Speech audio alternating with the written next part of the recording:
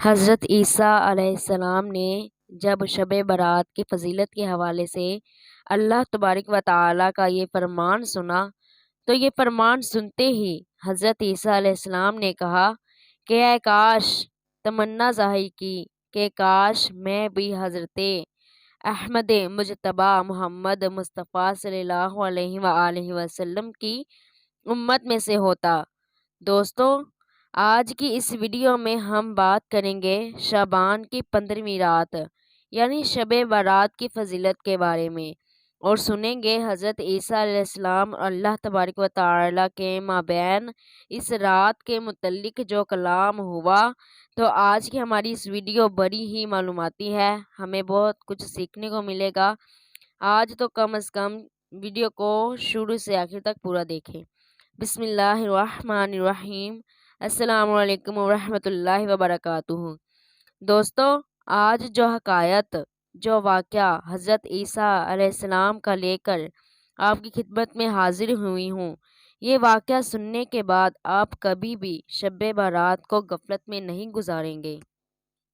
شب برات اور امت محمدیہ صلی اللہ علیہ وآلہ وسلم کی فضیلت کہ حضرت سیدنا عیسیٰ علیہ السلام ایک پہاڑ پر تشریف لے گئے۔ وہاں ایک سفید رنگ کا پتھر ملا۔ حضرت فرمایا، آپ کو وہ پتھر بڑا پسند آیا۔ اتنے میں اللہ تعالیٰ نے وحی نازل فرمائی کہ اے عیسیٰ علیہ السلام، کیا میں تجھ کو اس سے زیادہ عجیب چیز نہ دکھاؤں؟ آپ نے عرض کی، بے شک۔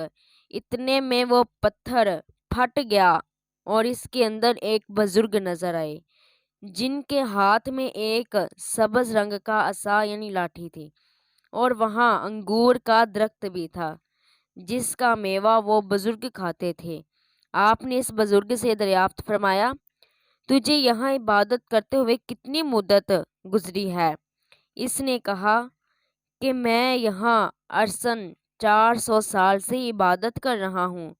تو حضرت سیدنا عیسیٰ علیہ السلام نے بارگاہ الہی میں عرض کی، الہی، میرے خیال میں تو نے اس شخص سے افضل مخلوق پیدا نہیں کی۔